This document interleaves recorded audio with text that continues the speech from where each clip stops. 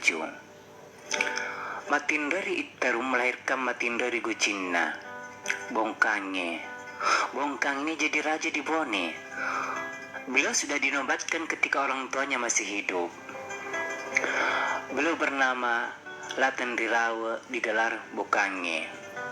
Beliau kawin di Timurung dengan raja di Timurung yang bernama Tendripakyu.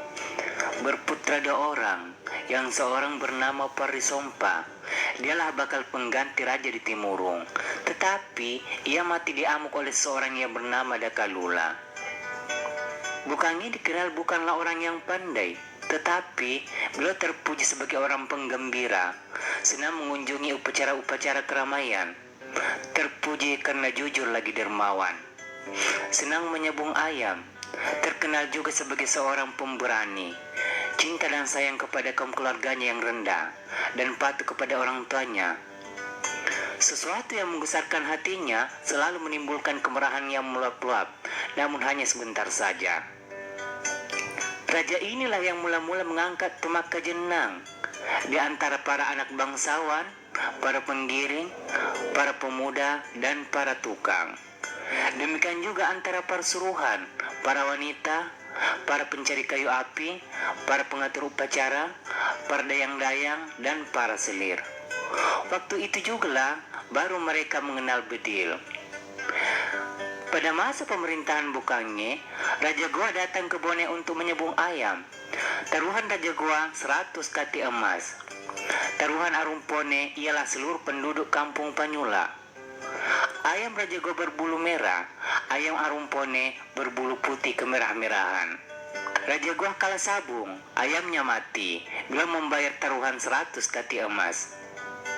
Pada masa itu juga, orang-orang Ngajang Ngale bersatu di bawah naungan kerajaan Bone. Bone mengalahkan juga Awo, Teko, dan musuh-musuh yang ada di atas Salo. Semuanya dapat dikalahkan lagi. Bertepatan dengan itu, negeri Telu Limpoy memisahkan diri dari kerajaan Goa dan menyentuhkan diri di bawah kerajaan Bone. Maka Raja Goa pun datang menyerang Bone. Pertempuran terjadi di sebelah selatan Meru. Setelah pertempuran berlangsung 7 hari, terjadilah perdamaian antara orang Bone dengan orang Goa. Daerah batas kerajaan Bone pun dipertegas, yaitu tepi selatan Sungai Tangka ke hulu. Pada masa pemerintahan Bokange, Datuk Sope meninggalkan negerinya dan pergi ke Bone. Beliau diturunkan dari tahta kerajaan karena terjadi perselisihan rakyat dalam negeri. Datuk Sope yang bernama Lamakroda, Tutendri Bali dan digelar Mabilwae tidak sanggup mengatasi keadaan. Beliau lalu pergi ke Bone. Beliau kawin dengan saudara perempuan Arumpone yang bernama Tendripawang, melahirkan anak yang bernama Dangke, digelar Lembae. Dia juga digelar Datu Eri Mario.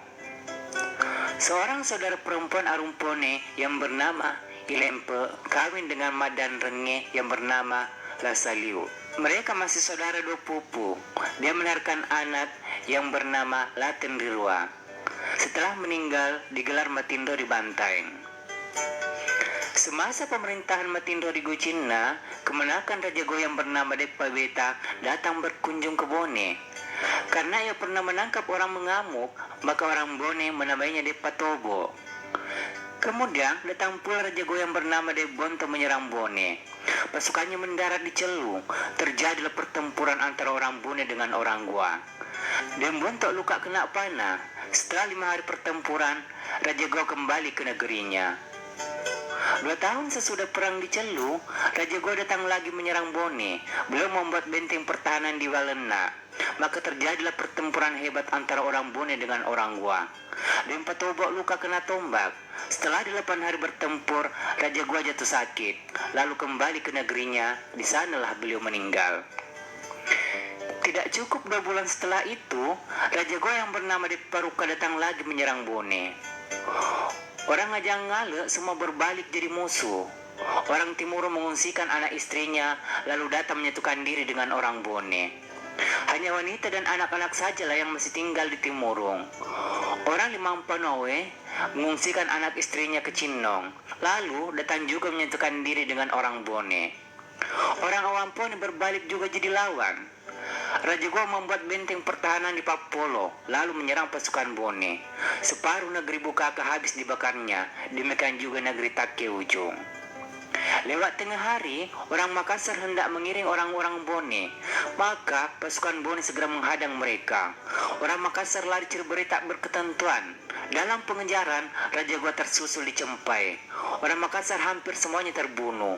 Raja Goa sendiri mati dipenggal orang Bone yang bernama Latunru. Maka untuk sementara, pimpinan kerajaan Goa berada di tangan Dempa Dulung, Raja Tallo.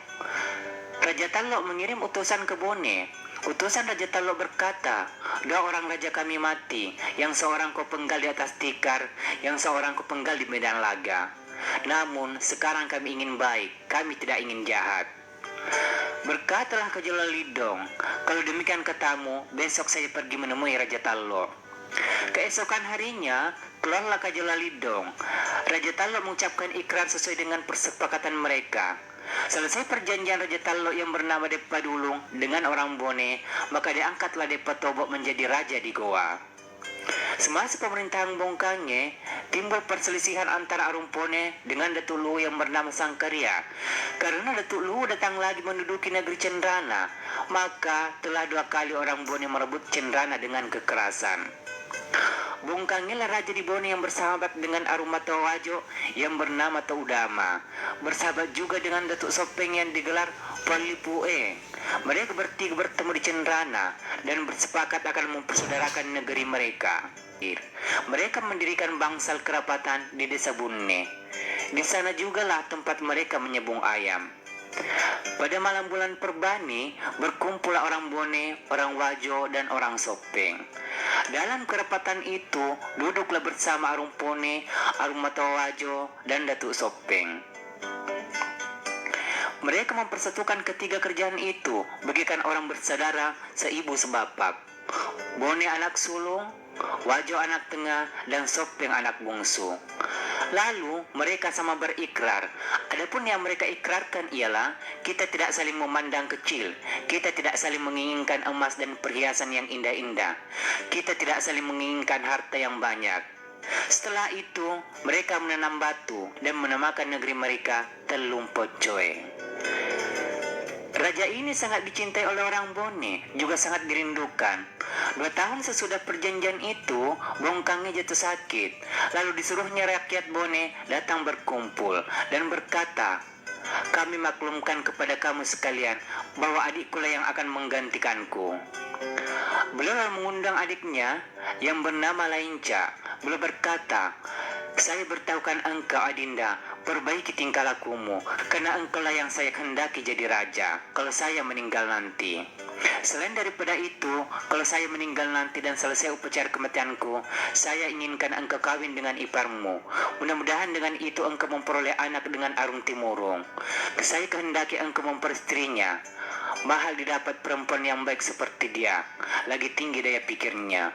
Mudah-mudahan dengan itu engkau sanggup memelihara tanah Bone. Setelah selesai berpesan, beliau pun meninggal. Maka dinamailah Matindoy di Gucinda.